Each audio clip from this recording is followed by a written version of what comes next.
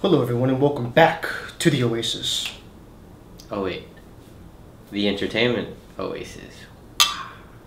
And so, as some of you may know, we are back after months. You know, this is one of our comeback videos, and a lot has been going on in the gaming slash esports world. So many things that have gone on over the past months, even just few weeks, few days. Yeah. And so much has happened that we thought, you know, we might cover some of it in this segment. Yeah, we'll talk about it a bit, have a drink or two. So yeah, I mean, crazy times we live in. We go away for 3 months and then it's like the house is on fire. Exactly. But what a sad state for esports.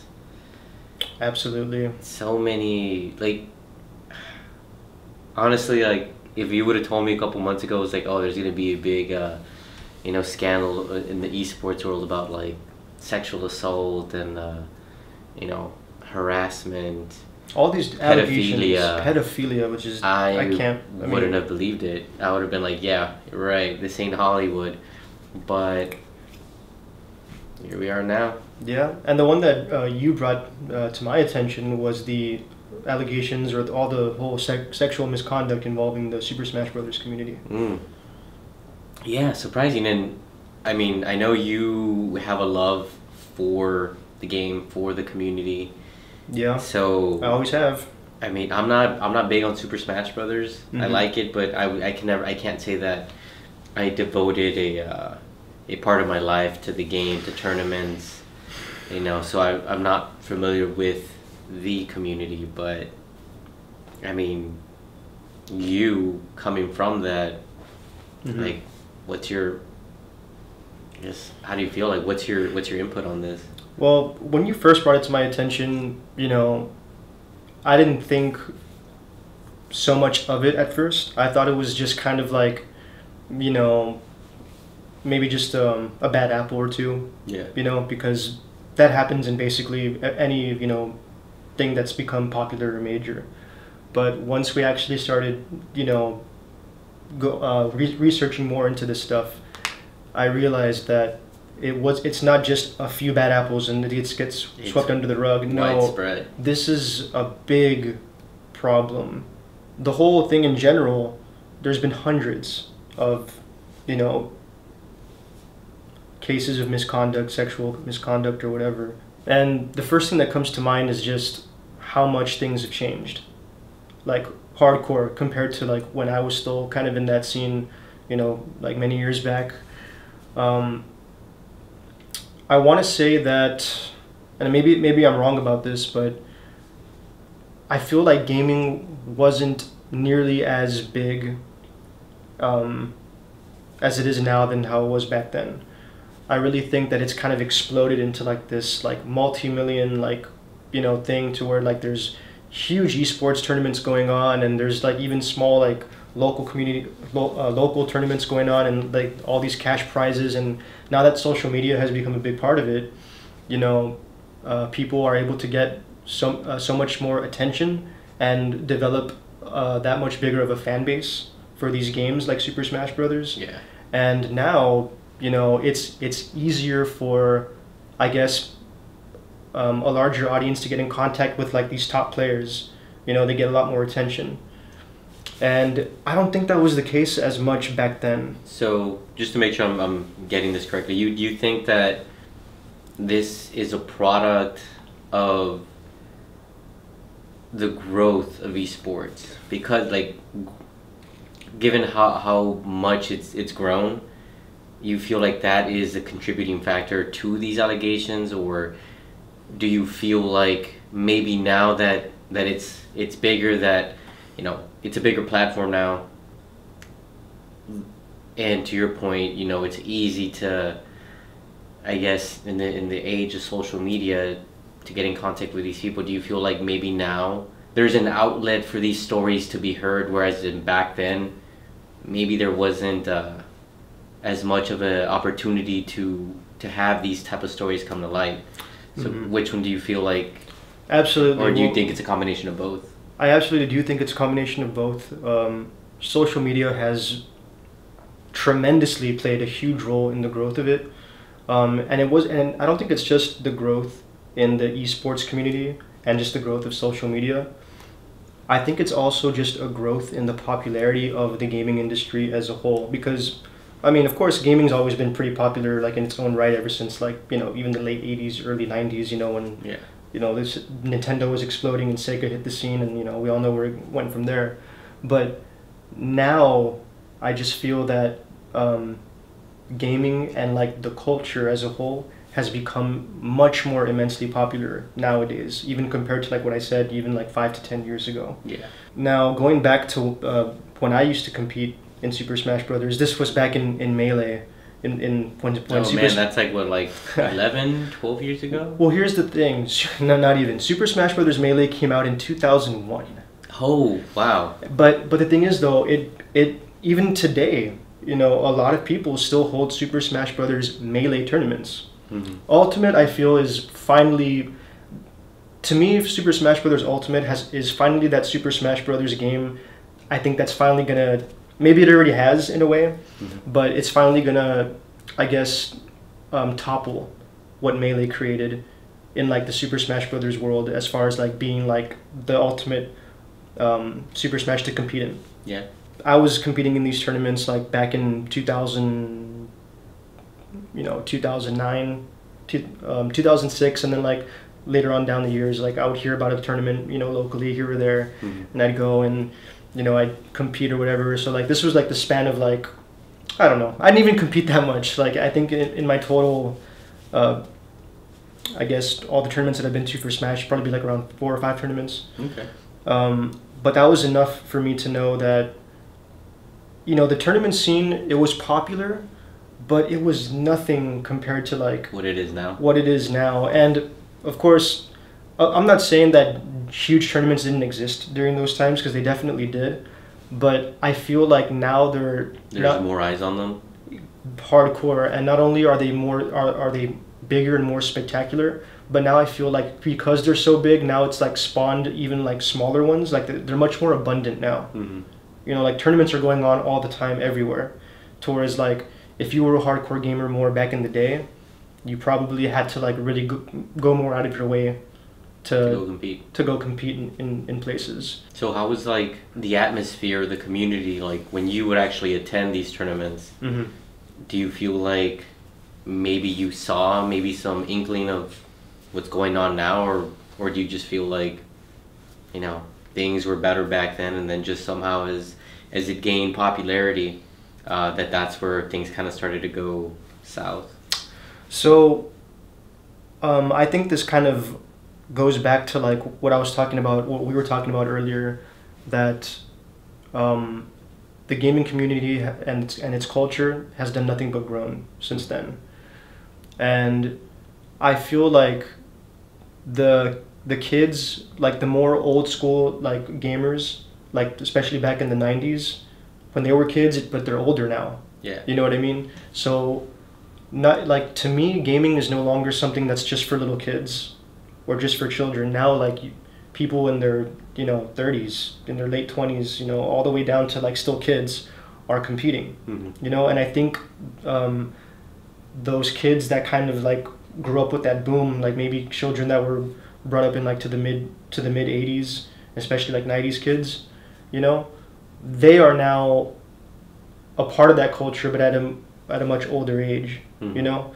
And that's not really something, like you never really saw like older people at these events. Like if they were there, they were just there to watch maybe somebody who was competing. They themselves weren't really competing. Mm-hmm. I still feel it was more like a kid, like very young kids doing it. You know what I mean? Because I feel like it hadn't reached like the pinnacle of the success that it's got right now.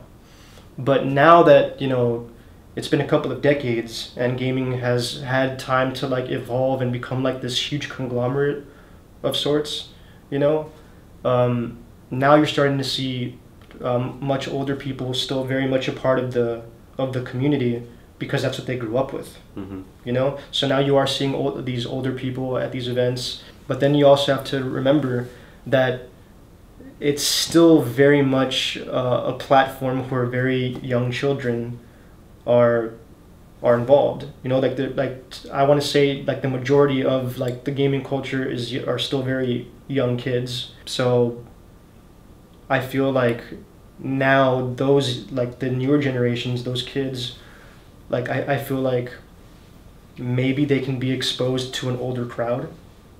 You know what I mean? Mm-hmm.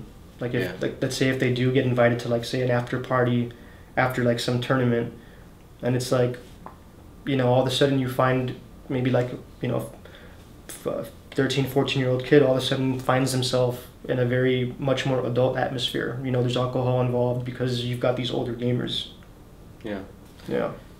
I don't know, especially because I'm pretty sure most of these allegations come from scenarios like that, where they might have come across this person at one of those post tournament parties. And that's exactly what happened in some of these cases. And I don't know, like, I hate that people use the excuse, oh, well, I was drunk, blah, blah, blah, blah. Yeah. I mean, I feel like that's a cheap excuse, because it's not really an excuse. I feel like you have to be responsible for your actions. If you feel like you're gonna get blackout drunk, or if you go in there knowing like, oh, I'm gonna get fucking, you know, and we've been there where we go out for drinks and we're like, dude, I just want to get wasted. You know, I guess in my mind, if that was my mindset going into an event where maybe kids were gonna be at, you know, if you truly, I don't know, I felt like maybe I wouldn't want to be at that event, because if I get blackout drunk, I'm not saying like, oh, I'm gonna like harass people, but you know, it's, you mean you're drunk, you're what do you call it, your judgment's impaired, and why put myself in that situation at all? And I know like it's easy to say I'm gonna do this, you know, but who knows, maybe when I'm actually in the situation it might not work out that way. But I know that at the end of the day we're all responsible for what we do, regardless of whether we're drinking or not, you know. Absolutely. So and it's sad though, like especially the ones that get me are the ones involving minors, and that's like, how I don't know, I just can't forgive stuff like that, regardless of whether you're drunk or not. It's like, that's a freaking minor, like, you know, it's a kid. It's like, it's just sad though, I mean. Yeah, for sure. I definitely agree though. You do need to be, what you said, you do need to be accountable for what you're doing. I mean, for instance, like if some kid, you know, like if they're like a teenager or whatever in high school, wants to like hold an after party, and you know darn well, like if you're in your early 20s, you know, or even mid 20s nowadays, probably even late 20s, like I said, all age ranges are now at these like events. You know, if a teenager who's clearly, you know, not of drinking age, or maybe even not of like legal, like I said, a minor, is like, yeah, let's all excited after the tournament, like let's go to like an after party or whatever, probably be a good idea for you to stay away from maybe a party like that, because I mean we were all teenagers at one point, like they get their hands on alcohol, you know, and crazy. And all kinds of things can go down at those parties, and you don't want to all of a sudden go to one of those and then you start drinking and then you get blackout and who knows what the heck happens. You know what I mean? So yeah. I mean, don't get me wrong, I'm all for like if you want to have like a party and there's going to be people of all ages, yeah, you know, that's cool. But a party of all ages, it's kind of tricky for like the tournament. Like, I'm not just going to say, oh, just because there's kids we shouldn't have this kind of party. I just feel like it's up to the people in attendance to act, you know, proper. So I mean, especially if you're older, yeah. I can't be behind that mindset of like, oh well, there's gonna be kids, so you shouldn't go. I just feel like, yeah, if you want to go. It's a, you know, a post tournament party, but just, you know, but it be also aware of what you're doing. Like, don't be fucking stupid. And also, like, you kind of have to like use critical thinking to a certain point. Like when someone says a party, what exactly, like what exactly are they referring to? You know what I mean? I think it just really depends on who's suggesting it.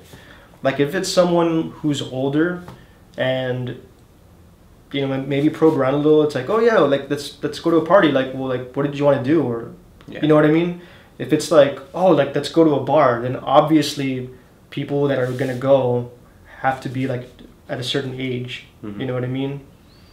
Like I think you should make it clear as to what kind of like, I guess, crowd that you want to come with you. You know, because obviously if you kind of draw a line, it's like, we're gonna go drink at a bar somewhere, then obviously that should be a telltale sign. Like, hey, if you're not 21, you probably shouldn't tag along. You know. I don't know. And maybe alcohol has a lot to. I'm not sure, but maybe alcohol has a big part in how these situations occur. I think it does. But honestly, I can't say for sure that is the the main, or what do you call it, the common denominator between all these. I mean, from what I've seen, because some people are just truly scummy like that. Oh, absolutely, absolutely. But I feel that a lot of the stories that I've heard about, especially the big ones that have blown up. Yeah. So far, almost every single one of them has mentioned like, oh, I was very drunk, or I was, but then, you know what I mean. I'm not saying like that excuses them completely. What I'm saying is like what you said, they put themselves in a situation to where you get super drunk, you may not be 100% in control of what you're doing, but at the end of the day, you decided to go to that setting where there could possibly be minors, and you decided to get drunk or drink. And that's the thing though, like I'm sure that, yeah, some of them just genuinely were drunk. Still shitty thing to do. Yeah. But I do believe that some might just be using the excuse of like, oh, I was blackout drunk, I don't remember. Oh, yeah. Just, I don't know. As kind of like a cop-out. Yeah, exactly. Yeah. And I don't know. Right. I don't know how to feel about that. Like, it's just, it goes to show that there's a lot of shitty people out there. We've all done shitty things. I've done shitty things. You've done. I'm pretty sure you've done shitty things. Everyone at one point has done something that they're not proud of. Yeah. And I think that's true for a lot of people. Yeah, I can admit I've done stupid things like when I've had it, when I had been drinking, but you learn from them, and you do. And if you continue the same pattern or the same behavior, then that's a problem. For sure. It's just, and it's an unfortunate situation that a lot of people find themselves in. And I know that amongst these allegations, maybe there are a couple of innocent people where it might have been like a simple misunderstanding. I don't mean like in terms of like the ones who actually sexually assaulted someone, but when you're trying to like, shine on someone and, you're trying to talk to them, sometimes, you showing interest might be taken a different way by someone. And I do believe that there are situations like that where, let's pretend you were a girl and I'm like, trying to flirt with you. In my mind, I'm just like, okay, well, I'm just trying to show interest, but, in through the girl's mind, they can seem like, well, it's like, oh, he's like coming on too strong, like I feel uncomfortable. Pretty sure you've had friends. I know I've had friends who like they talk to you or like, oh hey, and then like they'll put like their hand on your on your shoulder, stuff like that. I mean, I've never in a sexual way. But it could be misconstrued as something sexual. And then of course it's also important to address the fact that there are some people out there that are simply trying to tarnish someone's reputation. Yeah. They'll find any little thing that maybe one person did, that they can use against them. Like if you're someone who, like say, like a friendly gesture, you pat someone on the back, like how's it going? You pat someone on the back or on the shoulder. Oh, he made a pass. He made a pass at me or something like that. Unfortunately, those people exist too. It is unfortunate, like, if anyone's also been a victim in that way, to where like they're truly innocent, they really didn't do anything, and then all of a sudden is that their reputation's ruined. Yeah. And that's the hard part, trying to, like once it's out there, you have your statement, and people will know about it. But I think in the back of everybody's mind, everyone's gonna be thinking like, well, did he actually do that? Yeah, forever, like your name might all of a sudden just be, your name is attached to that like incident that happened. Yeah, and I think that's the worst part. The fact that people always be uncertain as to whether you did that or not. Mm-hmm. I mean, they might not flat out like think you're guilty of it, but they won't think that you're innocent. They're just gonna be in the middle. It's like, well, and Yeah, if they admit fault too, you've seen all these people apologizing, admitting like, well, what I did was wrong. It's like, well, yeah, what you did was, especially if you're, touching people when they don't want to be touched, and you're, and I do believe some coming of on them to are someone. genuine about their apology. Yeah, And it's like one of those people, like one of those things I mentioned earlier, where, you fucked up in the past, and maybe that one fuck up that you've ever had, maybe just came back to bite you in the ass, but, as long as you learn and, since then, like, you haven't adopted, or you haven't, what do you call it, exhibited those same behaviors again, and you genuinely learn from it, then, for me, that's all right. I guess like just with this whole thing, I'm just super surprised on how like the big names that were involved, especially in Super Smash Brothers. I'm talking like top players Yeah. were guilty of doing like these types of things, and it's like, and it's quite a few of them, So I'm hoping that it's not something that's, oh yeah, we all know this is going on. Like let's all keep it a secret, Like it's, I don't know. It's just messed up how many big names were involved in this stuff, Well, I guess I'm sure that esports will bounce back from this. Oh yeah, I mean, It's just gonna take a while. I genuinely think the majority of people that are into esports and gaming and stuff, obviously they just want to play the game, have a good time, compete, Yeah. It's just all of a sudden, like, it's just kind of gotten infected with like these people that don't have the best intentions, unfortunately. But anyway, yeah, I've ranted enough. Thank you so much for joining us, guys. This has been the Entertainment Oasis signing out, and Until next time. yeah, stay Come have a safe. drink with us. Yeah, stay safe out there, guys, and But don't do anything dumb. yeah, be responsible. Just be responsible, guys. Have a good one. Click it or ticket. Yeah, it's a good message.